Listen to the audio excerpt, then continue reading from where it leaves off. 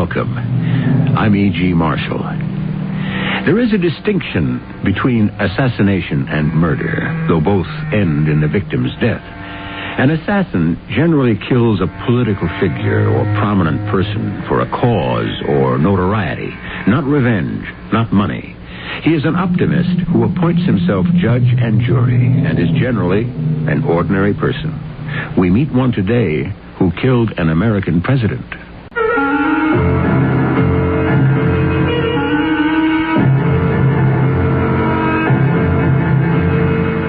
Our mystery drama, Portrait of an Assassin, was written especially for the Mystery Theater by James Agate, Jr. and stars John Lithgow and Patricia Elliott.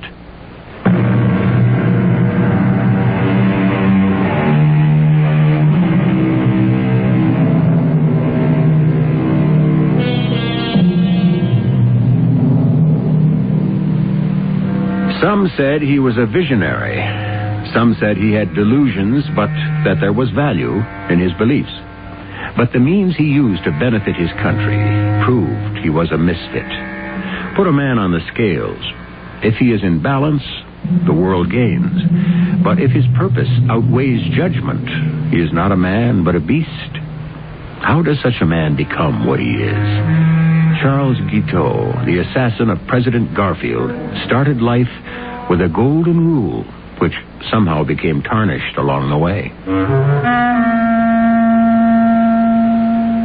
Last night, I had the first good night's sleep since I'd made up my mind to kill him. I slept like a baby, woke up refreshed, feeling fine. It's all because I was successful. Yesterday, I shot the President of the United States. And I know he's going to die.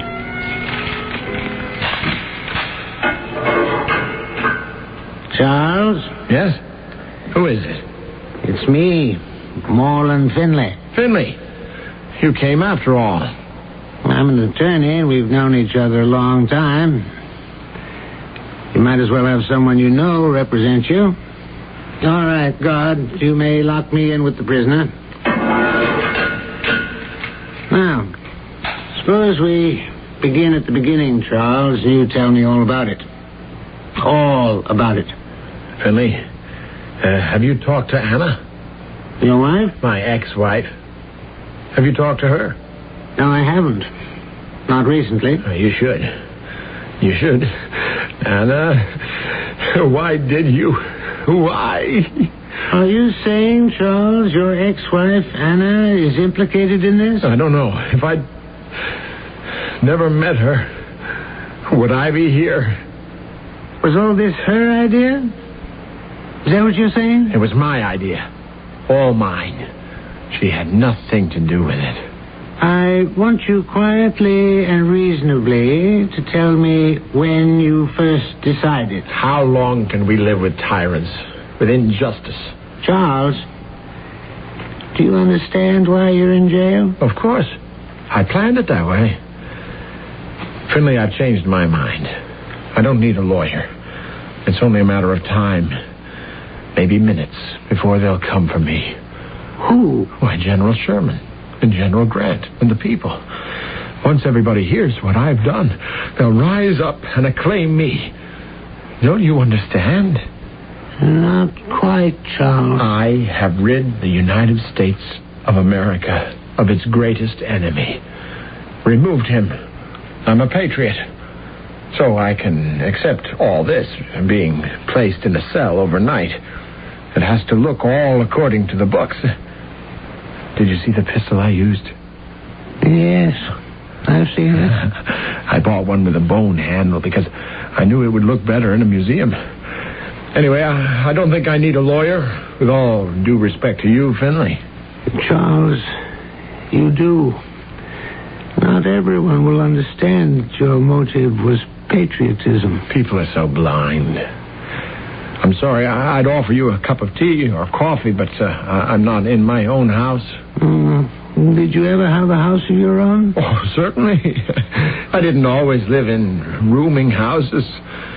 To look at me now in this bedraggled condition, you'd never believe I had a house, a wife, an excellent position in an attorney's office, Humphrey and Walters in Chicago. You probably heard of them. Yes. I had a house and a wife, Anna. Oh, Anna. Tell me about Anna. I'm trying to remember. Was it 12 years ago? Was it really that long ago? Tell me about Anna. I met Anna. We met at the... Where was it? The Y. Yeah, the YMCA in Chicago. 12 years have gone. She was working in the library in the YMCA. How pretty she was. Yes, can I help you? Do you have a copy of Blackstone's commentaries? I can't find it in the stacks anywhere. Blackstone... I'm not sure. I don't believe we have. Sir William Blackstone? You must have.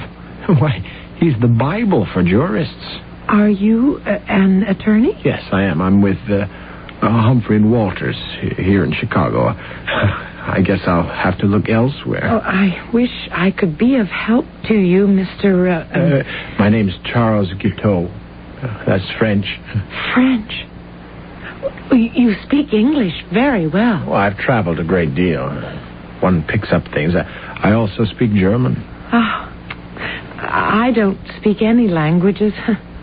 It's a defect I'm going to correct as soon as I can. Your parents are... That's the problem. They both died not very long ago, and I'm living with my uncle. He's a very well-known lawyer, too. Isn't that a coincidence?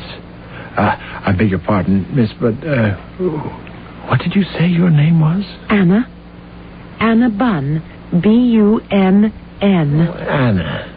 That's interesting. I've made quite a study of names. Do you know what Anna means? No, I don't. I never thought about it. I must tell you sometime. An unusual name. No, it's not. But then you're an unusually attractive young person. A great deal is revealed in a name. I'm sorry about the Blackstone. I wish I could have helped you. Perhaps, Miss Bunn, there is something you could do for me. There is? May I have the honor of calling on you this evening at your uncle's residence?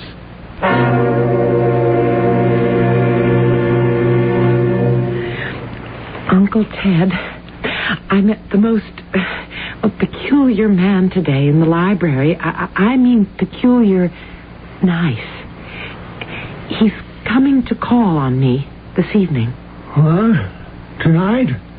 Here? Call on you? Who is he? You just met this man in the YMCA? He's an attorney with Humphrey and Walters. Oh, that's one aspect in his favor. What time is he coming? He said he'd be here at 8. Uncle, you're not angry with me. He'd like to meet you. He really would. No, child, I'm not angry. I realize you're becoming a woman, and it's, I suppose, quite normal to... Uncle Ted, do you know what my name means? Your name? Anna? What Anna means? He said it was something nice, but I thought maybe you'd know. Well, there's a great deal an attorney is required to know, but the meaning of people's names is not one of them. That must be him. And it's 8 o'clock. Punctuality. An excellent virtue. What is the gentleman's name? Charles Guiteau. Anna, you let him in. I have some briefs to prepare. I shall join the both of you in an hour.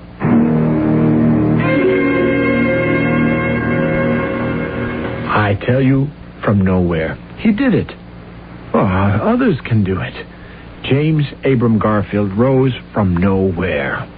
Born in a log cabin, from a common laborer to a college president. It wouldn't surprise me in the least if someday he attained the highest office in the land. The president? Because he knows where he's going. Self-improvement. That's the American way, and it's my motto, Anna. May I call you Anna, Miss Bunn? Well, I suppose so. Although I don't know what my uncle would say. Oh, he's an attorney, you told me. I'm sure he looks ahead. Besides, we're almost into the 20th century, 1868. Don't you feel the magic of those numbers? I voted for Ulysses S. Grant, and he became president. 1868. What a year this is. Did you hear that a tremendous meat packing company opened a big plant here in Chicago? Progress. The American way. Oh, you have a great many facts at your fingertips, Mr. Guiteau. Oh, but they're not as delicate as yours, Anna. Oh. What legal work do you do, Mr. Guiteau? You may call me Charles. You were going to tell me what my name meant. So I was. Anna means the graceful one. A magic name for beauty walking. Oh, my goodness. The shoe fits like Cinderella's slipper. And Charles, your name, what does it mean?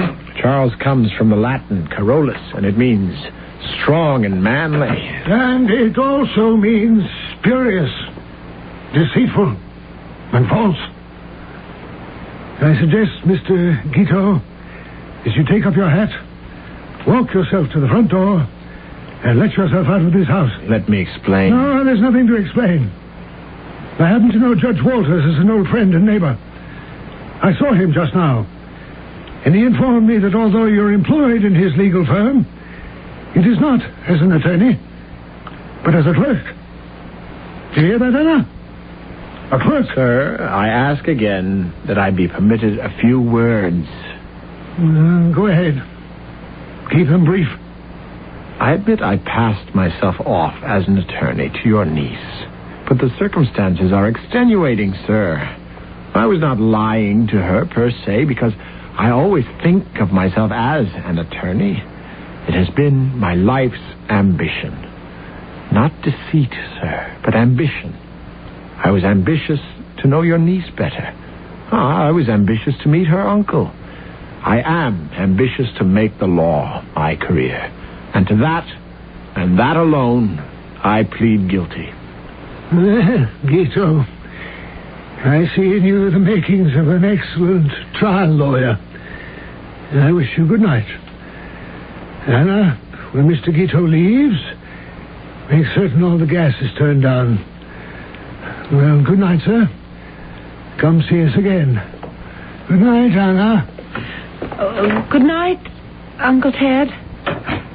Now, where were we? Oh, you were magnificent. Oh, it's nothing. Uncle Ted is right.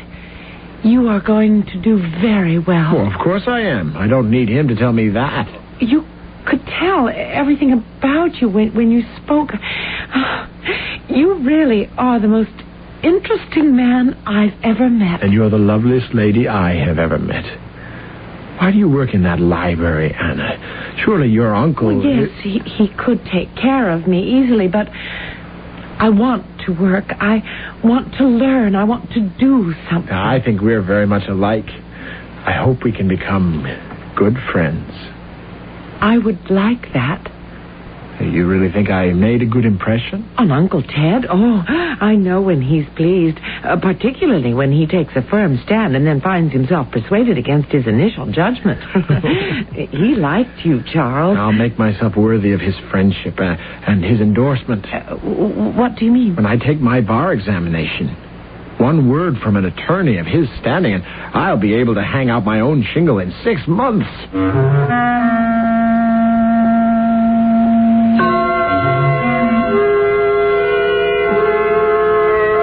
Like the pieces of a puzzle, those making up the portrait of Charles Guiteau are beginning to fit together. But like all men who believe so strongly in themselves, who have no friends but themselves, they are their own worst enemy. The paths of Anna and Charles have come together. Will they run parallel or cross? I shall return shortly with Act 2.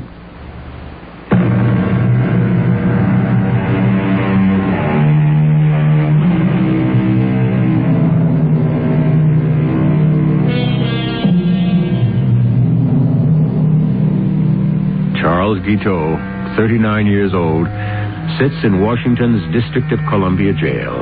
The morning after he has fired 2 bullets into the back of President James Garfield. His attorney, Moreland Finley, is questioning Guiteau, trying to put together a case for the defense. And did your wife's uncle intercede with the bar examiner on your behalf? Of course he did. And I became a lawyer. And not that I wouldn't have anyway. It didn't occur to you that having your wife's uncle put in a word for you was not exactly the proper way to pass an examination? It was my character he endorsed, not my ability. Finley, wake up. That's the way things are done. This is America. You scratch my back, I'll scratch yours. I don't understand. Anna's Uncle Ted was glad to get rid of her. I was an excellent prospect for marriage. By helping me, he was ensuring his niece's future. And I was a good husband. I did everything I could until... I despise her now. Marrying Anna was the biggest mistake I ever made. She has asked to see you. Here? In jail? I won't allow it. I want to have nothing to do with her. If that's so, Charles, why did you marry her? Because I married Anna because I loved her. That was then.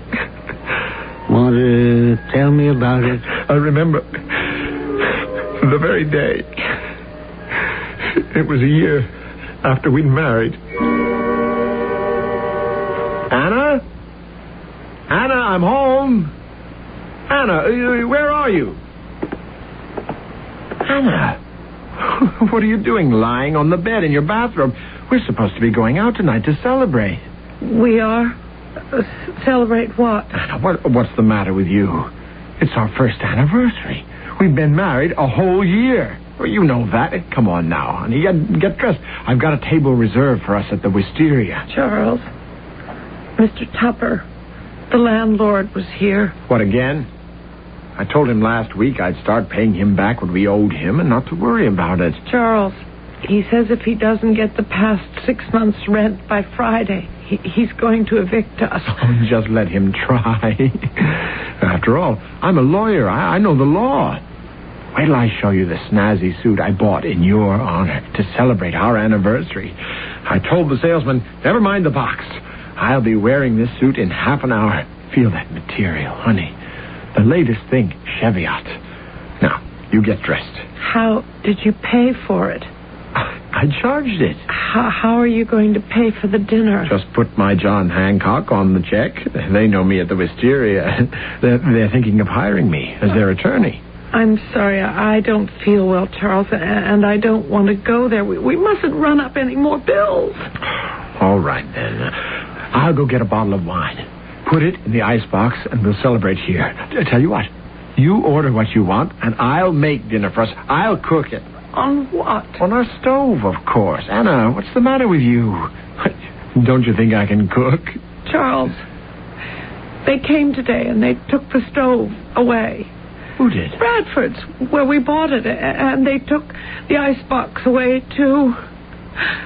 Oh, Charles, how long is this going to go on? Well, I'm having a little hard time getting established. Be patient. But you spent everything we saved. Everything Uncle Ted gave me when we married. New suits, dinners out. Oh, Charles, we have to be careful. You've given me an idea. Your uncle.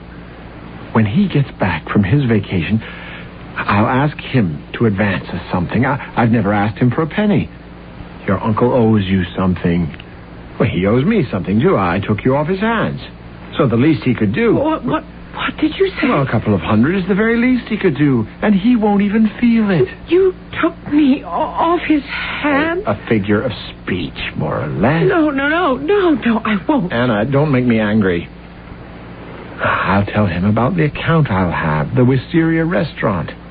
Just a couple of $100. Enough to get old Tupper off our backs. Oh, Charles, what does the restaurant want a lawyer for? To collect from all those people who signed for their meals and haven't paid up. I'm the ideal attorney for them.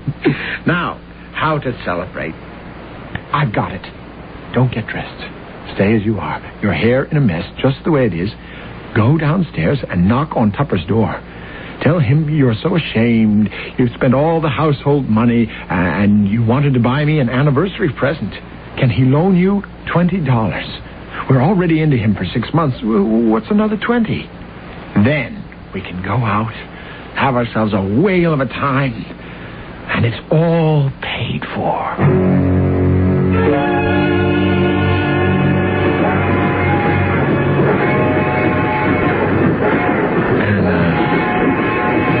Stop crying. I'm so ashamed.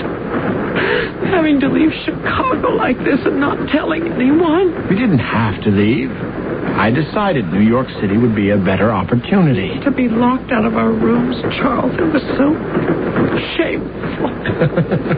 Old Tupper didn't reckon with me, did he? There he is, having dinner, and I'm up in our rooms right under his nose, quietly taking away all our own things and hauling it off in that hired express wagon. Charles, when we get to New York, where are we going to stay? The best hotel we can find. You have to look prosperous in New York. Success must be written all over you.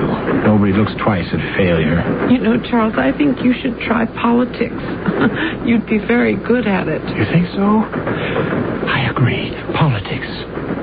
Attach myself to a meteor, and as he blazes through the sky, so shall I. But how will you know who to follow? Well, there's the presidential election coming up. There's a man running on the Democratic and Liberal ticket, Horace Greeley. Horace, from the Latin, Horatius, light of the sun. That's my man. I want to stand in that light. Work for Greeley, and that's the road to success. Charles, you mustn't fail now. I won't. Why now? Well, because, Charles, we're going to have a baby. A baby? Anna, darling, you're going to have a baby. I'm going to have a baby. It's a dream come true. Did that ever happen to you, darling? All of a sudden, a dream come true? No, never. Just the opposite in my life. Until now. So, you see, things change. Now we'll have a baby. It would be wonderful. It will be wonderful. If I don't get dealt another hand from the bottom of the deck. Oh, don't be so pessimistic, silly. You're right, Anna. Go on, Mr. Engineer. Blow your train whistle for New York. Success and our baby.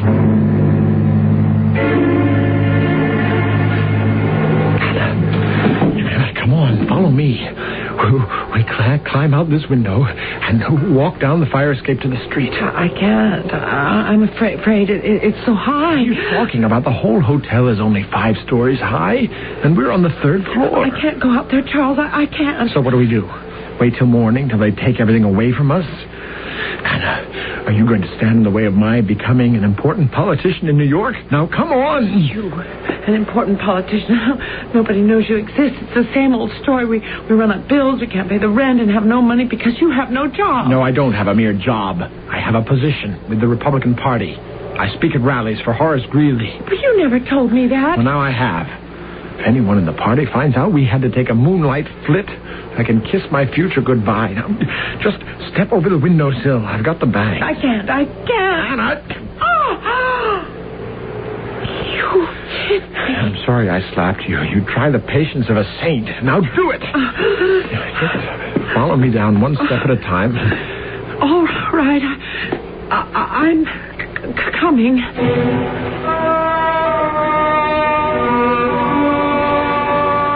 Oh, my darling Anna.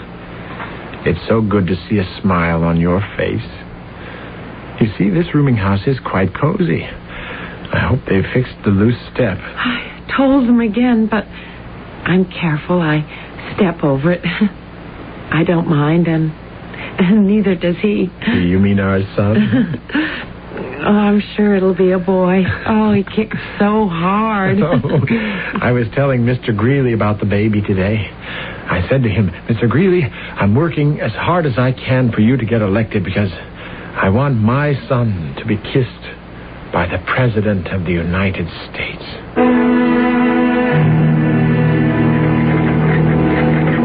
Mr. Moleman, would you slow up this trolley when you get to 22nd Street? That's where I have to get off. I said, could you slow up, please?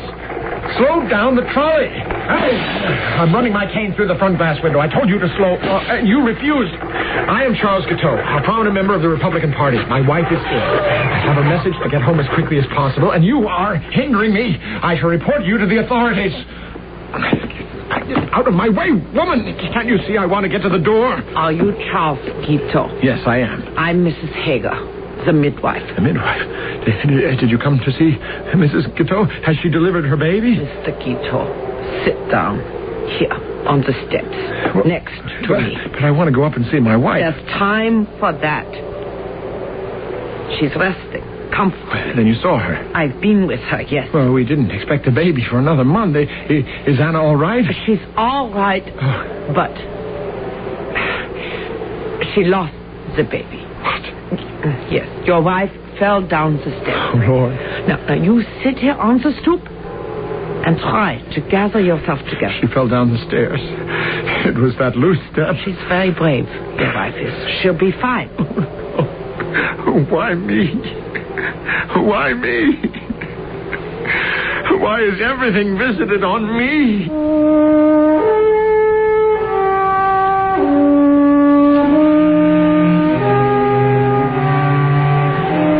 You ask yourself, Anna, what does it all mean? First, our baby who isn't even born. Then Horace Greeley, one of the greatest men who ever lived. He's defeated, and in 3 weeks he's dead. Everything I touch withers away, dies. Everything that has meaning. Charles, one must go on. You've been dragging yourself around for weeks now. Charles, what are we going to live on? I don't care. I never had a dream come true. And you said no, never? I said I didn't believe in dreams coming true. Something always deals you a bad hand from the bottom of the deck. Oh, I can't stand it when you go on and on like that. I'm so tired of hearing you moaning and groaning around the house every day. I thought I was marrying a man. You didn't choose me, Anna. Do you think I would have looked at you twice if your uncle hadn't been a prominent attorney and could give me a leg up? What makes you say such hateful things, Charles? You loved me and I loved you. Is it all in the past tense? Has it all passed? That's up to you, isn't it?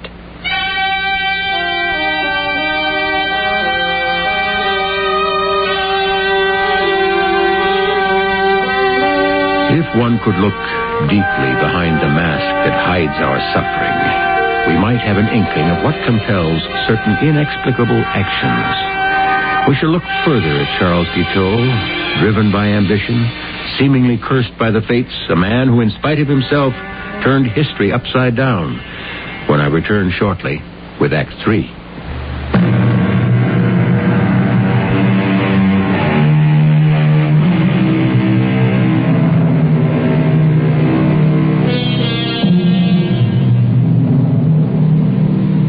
Records show that from this time on, Charles' wife, Anna, began to fear for her life. She was afraid her husband was losing his mind, that he had little control over his actions. Each day brought new delusions and new terrors. Anna, did you kill our baby? Charles! Charles! I'm not mad, you know, nor am I blind. Did you deliberately walk on that loose step because you didn't want us to have the baby? You did it on purpose, didn't you? I can't stand to listen to this anymore. I'm leaving until you come to your senses. You're going nowhere. Let go. You're hurting my arm. You will leave when I tell you to leave. I'm your master. Do you understand that? Yes, Charles. You will do as I say. Yes, Charles. That's better. I've decided to go to Washington. Yes, Charles. If Greeley had lived, I would have been his minister to Chile. You know that, don't you? I know that, Charles. Well, that's why I decided to remain in New York. You said Washington. I said no such thing. I said New York. I shall open an office downtown to collect bad debts. I shall become wealthy. Then, with that money, I'll return to politics. And I expect to find you here when I do, Anna. I've been thinking, Anna. I've never put the finger on your uncle. if I wrote him, do you think he might be able to advance us a little money?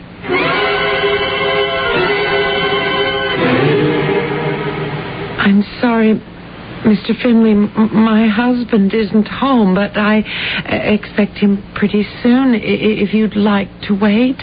Mrs. Guiteau, your husband has rented space from our legal firm down on Liberty Street. We gave him a desk from which to conduct his business. This is rather embarrassing. You sure you won't have some tea, Mr. Finley? Charles ought to be home soon. No, thanks. Since you and I have never met, my card... Wallen Finley, attorney. Your husband isn't in New York, Mrs. Guiteau. Not at this moment. Oh. I was afraid so. I'll be honest with you. I haven't seen him in 4 days. You see, over the weekend, Charles managed to have the desk he was using removed from our building. We traced it to a used furniture dealer to whom he sold it. Are you sure? Unfortunately, yes. He told the dealer all he wanted it for was to have enough money to get him to Washington. Charles, how stupid. I'm sorry, Mrs. Guiteau. Obviously, you know nothing about any of this. I can see that your problem with your husband is far greater than ours with the stolen desk. Oh, Mr. Finley. I'm afraid. And I'm alone, really. I had an uncle, but he just died. I just found out today. I don't know whom to turn. Well, let me help. Sooner or later, your husband will come back to New York, and I'll have a talk with him. Something's happened to him in just the past year. I don't know him anymore. He acts as though the whole world owes him a living. More than that he should be recognized and famous. Perhaps Charles isn't well? I don't know. You will forgive me, Mrs. Guiteau, for a personal observation. Are those bruises on your arms, on your face? Yes. I think it's you who needs to be protected. And when I see Charles, I'm going to tell him so.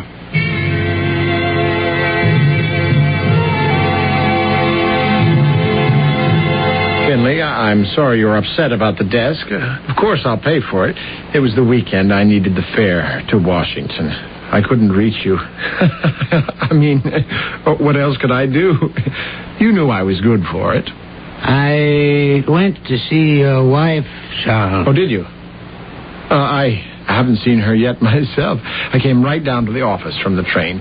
She's in for another shock, I'm afraid. Her uncle passed away. I learned that while I was in Chicago. I thought you said you went to Washington. By way of Chicago. I wanted to see Uncle Ted first. I was too late. Not a dime.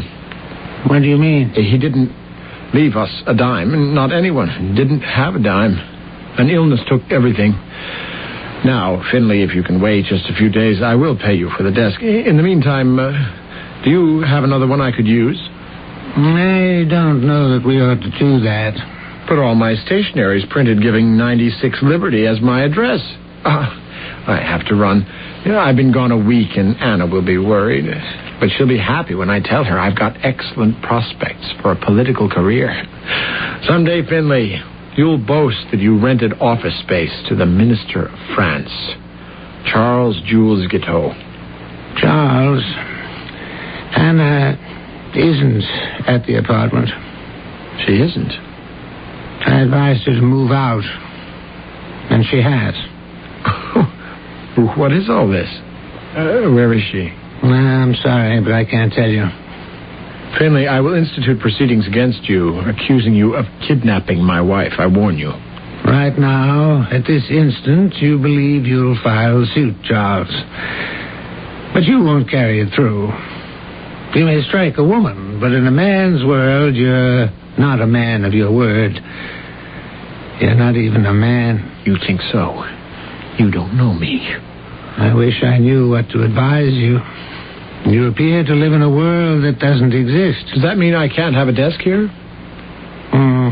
I'll find some space and a desk. At least that way I can keep an eye on you.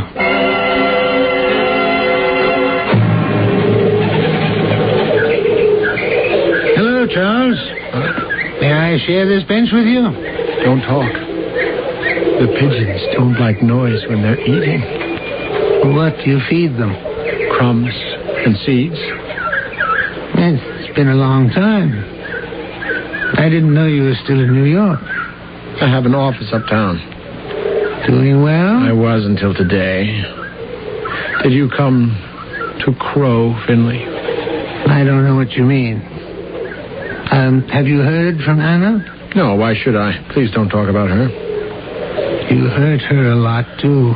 I was angry at the time when she divorced me. I'm not angry now. Hand me that bag of birdseed next to you, Finley. If she'd stayed married to you, how would she know you wouldn't get angry again and hurt her? Because I loved her. But that's all over. Everything's over. Did you see the Herald this morning? James Gordon Bennett's filthy sheet? No. You'll enjoy it. Third page headline: a profitable collecting lawyer. Hey, that's a picture of you. What's this about? They claim that when I collect money due a client, that I keep everything I collect as my commission.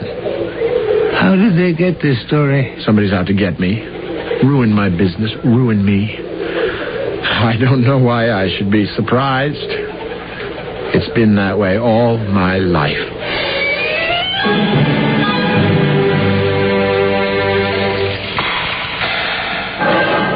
Guard, may I have another 10 minutes with Mr. Guiteau? I'll be finished talking to him then, and you can let me out.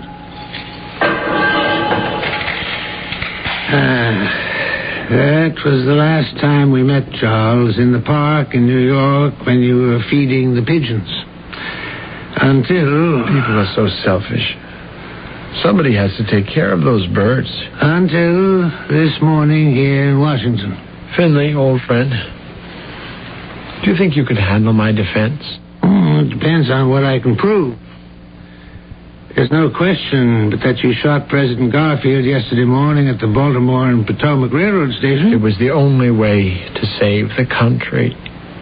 How did you come to decide that?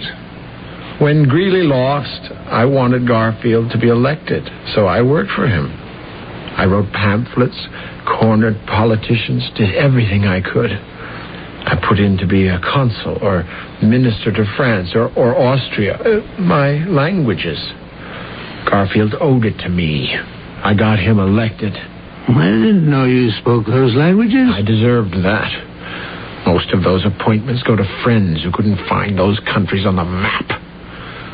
So every day I'd go to the White House and leave a message to remind the president I wanted one of those jobs. Did he know you? Of course he knew me. It had been me stumping for him, speaking everywhere. There isn't a street corner from here to New York I didn't speak at. Finley, I swung that vote. And then, about 6 weeks ago, Garfield betrayed me. He betrayed all of us. I'd gone, as usual, to the White House. Good morning, Mr. Guiteau. Did you pass my message of yesterday in to the president? I took care of it. You know, the president is very busy. You don't have to tell me. I know how time-consuming the affairs of state can be. He and I have often joked about it. You've talked to the president? Well, not recently. I knew Jim and his family back in Ohio. Did you know he was born in a log cabin? No, Mr. Guiteau, I didn't. Born in Orange, in Cuyahoga County, Ohio. We were neighbors. He ought to make his decision about who is to be the next minister to Austria pretty soon. Minister to Austria? You told me France yesterday. I did. France wouldn't be much of a hardship. But I've written him I plan to marry a very wealthy Austrian lady so that we can entertain in high style in Vienna. That's important, you know. Mr. Guiteau, I've been asked to ask you not to come to the White House anymore. I don't understand. Orders have been given from a very high level. It's not my doing that you're not to be admitted through the gates after today. It's incredible. Why, I put Garfield into the White House. It was my pamphlets, my speeches. You know he won by a very narrow margin, and it was I, Charles Jules Guiteau, who got him elected. I'm sorry, sir. I didn't know that. Now, if you'll excuse me.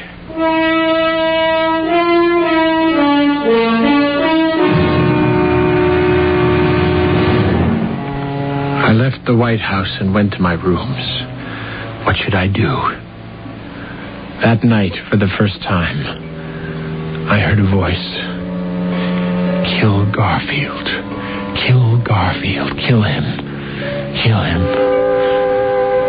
It was the only answer. Rid the country of that man. Remove him permanently from office. Now I knew. After 39 years of wondering why I'd been placed on this earth, I knew why. I suddenly had a meaning.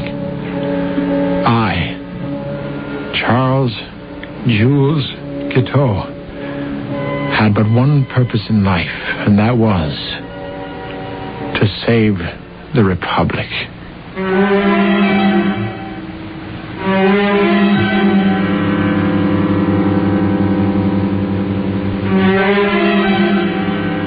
The past and the present tell us we are at the mercy of those self-appointed saviors who all too often see death as the all-purpose answer. Charles Guiteau, the assassin, had a vision to heal the blindness of sight. Unhappily, it was he who was blind. I shall return shortly.